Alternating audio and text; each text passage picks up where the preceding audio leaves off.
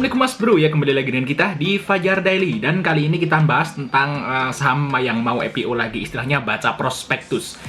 Karena waktu saya bikin GPSO, itu banyak banget yang minta bahasin juga SCMNT, cemen, ya semen merah putih juga Mas Bro, biar buat istilahnya itu perbandingan gitu. Ya udah kita bahas aja ya. Ini karena permintaan dari penggemar. Dan nanti nyumbang AdSense ke kita juga senang. Oke Mas Bro, di sini kalau dilihat sektornya itu adalah basic material ya. Ini pabrik semen. Nah, kebetulan banget saya itu buka toko material Mas Bro. Di sini ada semen Gresik, semen Dynamic atau dulunya Holcim itu adalah produksi dari SMGR. Terus semen 3 roda itu produksi dari INTP ya kalau nggak salah ya. Terus satu lagi itu Indosemen. Indosemen ya. INTP itu Indosemen ya, 3 roda ya nggak tahu, kuali aku. Pokoknya semen merah putih itu di sini nggak ada Mas Bro. Ada lagi satunya semen Bima. Nah, saya tahu karena ini kan saya kenal sales-sales semen ya. Semen merah putih itu nggak pernah masuk daerah sini, ini daerah Temanggung, Jawa Tengah. Semen merah putih itu saya nggak pernah dengar. Mungkin ini di luar Jawa ya, terkenalnya. Oke, di sini yang udah yang jelas adalah semen. Oke, di sini Mas Bro lihat di book buildingnya sampai tanggal 19 Agustus, masih lama. Masih lama. Terus offer price-nya itu 600 sampai 800. Oke, kita nggak tahu nanti harganya berapa. Tapi kalau GPSO sih saya yakin 180 yang tinggi, saya yakin ya. Oke, kalau untuk lotnya di sini 27.000 lot sekian. Dan yang saya kurang suka dengan IPO-nya ini nanti saya jelasin di akhir. Oke. Kita langsung lihat aja prospektusnya. Ini udah saya cut-cutin ya, biar nggak banyak banget. Nah, yang penting-penting saya udah cut masukin sini. Oke, penawaran umum perdana saham ya, pabrik semen merah putih. Jumlah saham yang ditawarkan adalah 2 miliar 7 lembar. 2 miliaran, nah pokoknya seperti itu. Miliar ya. Terus saham baru yang merupakan saham biasa atau sebesar 15% dari modal yang ditempatkan dan di store setelah penawaran umum perdana saham Mudah nggak? Nah, saya jelasin. Jadi yang mau di IPO kan itu cuma 15% Mas Bro. Kalau menurut saya jumlah 15% itu nantinya akan jadi kurang liquid kalau nanti di market. Nah, itu yang pertama, kenapa saya nggak terlalu suka dengan IPO-nya ini. Terlalu sedikit lah yang dilepas ke market ya, 15% itu kecil, nanti akhirnya jadi nggak liquid untuk pergerakan harga sahamnya. Kalau yang tadi GPSO kan 20%, buka 25%, nah harusnya 25% ke atas lah kalau saham itu atau emiten di bursa itu jadi liquid gitu. Karena yang beredar kan banyak, kalau ini kan cuma 15% berarti sedikit. Oke, itu yang pertama. Terus yang kedua, jumlah saham yang dicatatkan sebanyak nih ya, 18 miliar. Terus nilai nominalnya 500. Nah, tapi dijualnya 600 sampai 800. Oke, terus di sini nilai penawaran umumnya adalah 2 triliun. Gede ya. Kalau yang tadi GPSO kan cuma miliaran ya. Ini gede nih 2 triliun. Berarti 1/10-nya buka. 1/10-nya. Tapi udah hitungan triliun gede. Memang ini ekuitasnya gede, pabriknya udah gede, kekayaannya tuh udah gede. Kalau ini memang udah pabrik gede. Beda dengan GPSO ya, kecil-kecilan, masih UMKM-nya dikit lah. Kalau ini memang bener-bener pabrik yang udah gede banget. Ini ya. Oke, di sini perkiraan efektif tanggal 27 Agustus, masa penawaran umum 31 sampai 2 September dan diperkirakan akan IPO tanggal 6 September bulan depan. Nah, ini salah satu emiten yang akan IPO bulan September nanti. Oke, kita lihat di sini untuk rencana penggunaan dana yang diperoleh dari IPO. Nah, ini yang paling penting. Nah, oke. Sekitar 58% akan digunakan oleh perusahaan untuk modal kerja. Nah, ini bagus yang pertama. Untuk modal, nambah modal. Mungkin mau buat beli karung semen. Nah, biar nanti produk semen lebih banyak, nanti harus beli karung yang banyak, karung semen. Sekitar 17% akan digunakan untuk membayarkan atas bagian pokok utang dari pinjaman sindikasi. Jadi ada yang buat bayar hutang, tapi kecil, 17%. Nah, oke, terus sekitar 11% digunakan perseroan untuk membayarkan sebagian utang lagi kepada Sinoma International Engineering. Berarti yang buat bayar hutang itu 28%. Nah, sekitar 8% akan digunakan untuk belanja modal. 88% untuk belanja modal.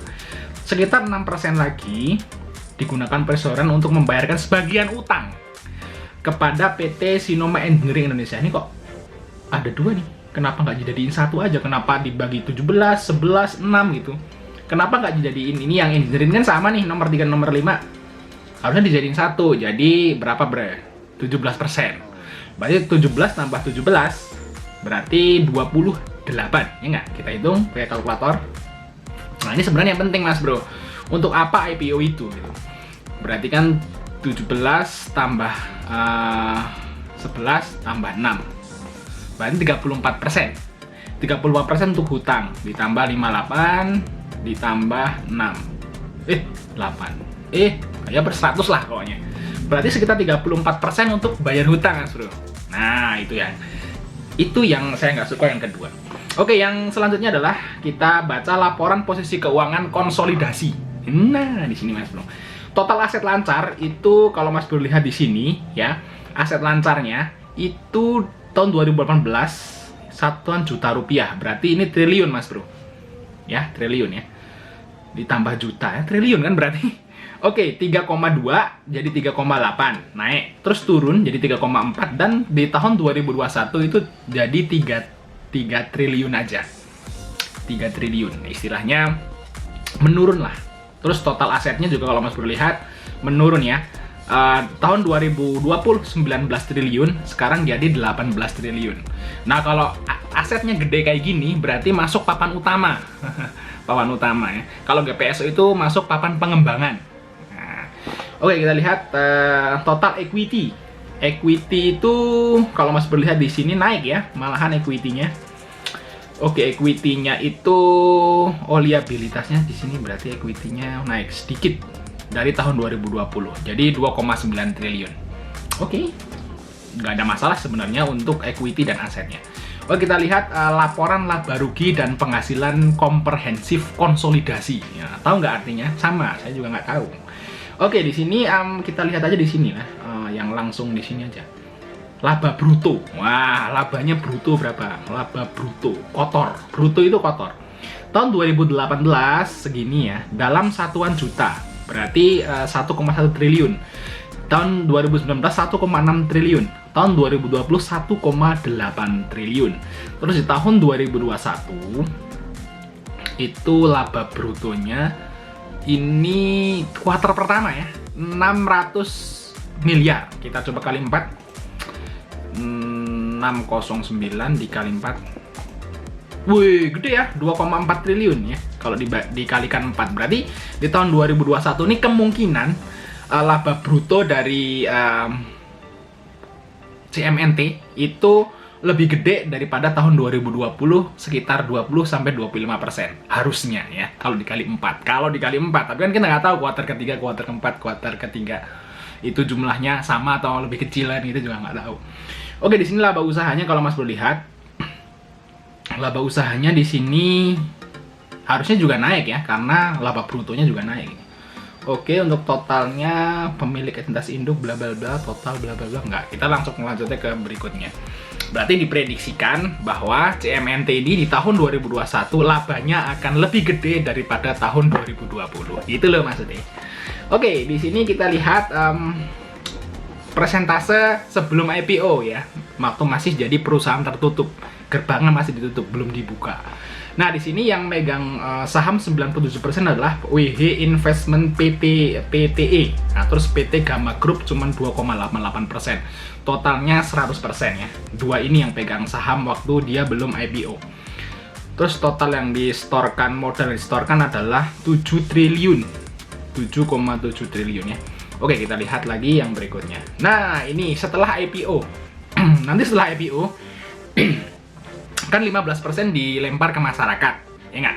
Nah, harusnya di sini terus sahamnya harusnya terdelusi kan? Saham yang pemegang saham yang lama kan terdelusi sahamnya, karena dikurangi buat masyarakat. Di sini WH Investment jadi 82, yang tadinya itu 97, sekarang jadi cuma 82. Terus untuk PT Gamma itu 288, sekarang jadi 2,45. Terus masyarakatnya 15%. Nah, jadi seperti ini komposisi pemegang saham nanti, Mas Bro, setelah IPO. Nanti ada yang menarik lagi setelah ini. Ya, Mas Bro harus tahu juga, penting ya. Oke, di sini total aset lancar ya, Mas Bro lihat di sini. Oh, tadi udah saya baca ya total asetnya. Udah dibaca ya. Oke. Terus di sini ada MESOP. Wah, MESOP, Mas Bro tahu nggak MESOP? Nah, MESOP itu adalah bagi-bagi saham kepada karyawan. Tapi saya jelasinnya biarin saya bacain aja. Itu MESOP. Istilahnya bagi Mas Bro yang kerja di dalam PT Semen Merah Putih itu nanti dapat saham, tapi ini nggak gratis, harus nebus kalau yang ini. Itu kan jumlah saham. Nah, di sini MESOP ada harganya ya. Ada harganya, MESOP-nya 1,22% ada harganya. Berarti tetap harus bayar si karyawannya. Ada yang MESOP yang ngasih gratis ya, perusahaan itu ngasih saham gratis ke karyawan-karyawannya. Ada juga yang suruh bayar. Kalau ini yang suruh bayar, suruh beli ya, yang nggak masalah juga mungkin. Ya, di sini apa sih keuntungan MESOP-nya? Jadi karyawan sekaligus pemilik perusahaan lewat MESOP. Nah, ini ya. Pembagian saham dari manajemen ke karyawan dikenal dengan istilah Management Employee Stock Option Plan atau MESOP sebagai bentuk penghargaan atas kinerja karyawan dan juga jajaran manajemennya. Meski demikian, ada juga perusahaan yang menjual saham ke karyawan namun dengan harga diskon. Nah, jadi ada yang ngasih gratis, ada yang jual tapi dengan harga diskon. Ya, nggak tahu si Semen Merah Putih ini mau ngasih ke karyawannya gratis atau bayar. Tapi kalau dilihat dari prospektusnya, kalau ada angkanya, ada nominal rupiahnya, berarti suruh bayar. Kalau misalnya nggak ada, harusnya nol. Ya toh? Paham? Saya juga nggak paham. Cuma mahamin aja. Terus apa sih tujuan MESOP? Meningkatkan kinerja pegawai. Tentu aja kalau dikasih saham, wah semangat nih biar perusahaannya maju, sahamnya naik juga, ya nggak? Nah, untung dapat gaji, untung dapat capital gain atau untung dapat dividen dari perusahaannya. Terus yang selanjutnya adalah terkait royalitas. Jadi kalau orang yang udah pegang sahamnya, saya pegang saham nih, saya kerja di sebuah perusahaan, saya pegang sahamnya juga, pasti kerjanya total loh, serius. Ya, beda dengan orang yang misalnya cuma kerja doang, bodo amat lah, mau perusahaannya rugi kayak mau perusahaan untung, yang penting gue digaji tiap bulan. Ada yang seperti itu ya, karyawan ada yang seperti itu. Ada juga kalau udah dapet sahamnya otomatis, wah gimana perusahaan ini maju biar sahamnya itu naik, nanti saya untung dapat saham juga, dari saham juga. Bisa, jadi meningkatkan loyalitas. Jadi istilahnya ini untuk karyawan juga. Yang pertama untuk pegawai, yang kedua juga untuk pegawai. Kita lihat yang ketiga. Menambah investor retail. Ini berarti terkait likuiditas. Otomatis kalau misalnya ada pembagian saham, jadi istilahnya nanti kan mau nggak mau si karyawannya itu bikin RDN, betul nggak ya? Bikin sekuritas lah ya. Mau ajaib, mau apa segala macam kan banyak. Mau IPOT, mau MIRE gitu ya. Otomatis dia akan nambah investor retail di bursa. Berarti keuntungan buat bursa dan sahamnya jadi lebih liquid. Itu berarti keuntungan buat bursa ya. Oke. Terus yang selanjutnya adalah likuiditas saham meningkat. Tentu aja, walaupun cuma 1,22% kalau Mas lihat di sini, 1,22% tentu aja likuiditasnya meningkat. Tadinya kan 15% kan nambah, jadi lebih meningkat lah. Kalau ada MESOP. Oke, mekanisme MESOP-nya ya nanti tergantung perusahaannya gimana gitu ya. Tergantung mereka perusahaannya. Yang Mas tangkap apa? Keuntungan yang pertama buat karyawan ya, karyawan dapat saham gratis. Keuntungan yang kedua, saham gratis atau saham diskon. Keuntungan yang kedua buat perusahaan, meningkatkan kinerja pegawai, otomatis perusahaan jadi bagus. Terus yang keempat, meningkatkan loyalitas ke perusahaan. Perusahaan juga yang diuntungin. Terus yang selanjutnya, bursa yang diuntungin karena menambah investor retail. Tentu aja dia dapat, dia punya akun sekuritas, otomatis kalau dia dapat misalnya dikasih gratis nih sama Semen Merah Putih, pasti dia akan tergelitik untuk beli saham yang lain, betul nggak? Seperti itu ya. Jadi istilahnya nambah pemasukan ke bursa. Karena kan setiap kita beli, setiap kita jual kan ada namanya fee ke bursa juga masuk ya, selain ke sekuritas. Nah, terus apa buat pemegang saham masyarakat? Kalau menurut saya itu istilahnya ada sedikit kerugian di situ kalau mesop. Kenapa? Karena jadi sahamnya jadi terdelusi. Ya nggak? Betul nggak? Walaupun sedikit tapi terdelusi. Lihat aja Mas Bro, lihat di sini. Tadi kan keuntungannya buat perusahaan, buat karyawan, buat bursa. Tapi kalau buat kita, masyarakat yang ikut IPO, nah itu ada, menurut saya ada kerugiannya sedikit. Yaitu sahamnya jadi terdelusi. Kalau Mas boleh lihat di sini ya. Sahamnya kalau pas masyarakat tuh 15%, tapi setelah misop cuman jadi 14,82. Berarti kelong berapa? Itu 100 dikurangi 82. Nah, berapa itu? Ini hitung kayak gitu kok iso 100 kurangi 82. Nah, berarti kelong 0,18% atau saham Mas Bro terdelusi 0,18%. Jadi itu sedikit kerugian buat investor masyarakat. Investor lama lah bahasa seperti itu. Ya, tapi mungkin aja itu ditutup dengan kinerja karyawan yang membaik.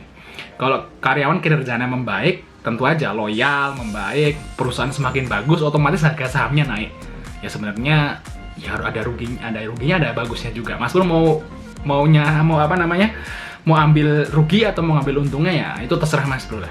Nah, itu adalah prospektus dari semen merah putih. Nah, itu plus minusnya udah saya jelasin Mas Bro. Terus ya gini ya. Saya di sini. Sejelek-jeleknya IPO itu pasti ketarik Mas Bro. Kalau Mas Bro lihat yang Archie, kalau menurut saya Archie ini adalah IPO yang gagal kalau menurut saya. Nah, gagal arah, dia itu naik terus langsung dijual. Tapi tetap aja bagi Mas Bro yang dapat harga IPO, dapat barang pas IPO, Mas Bro dapat take profit kok 5, 6, 7, 8% dapat di Archie. Walaupun selanjutnya longsor ke bawah, tapi tetap Mas Bro dapat untung walaupun nggak arah.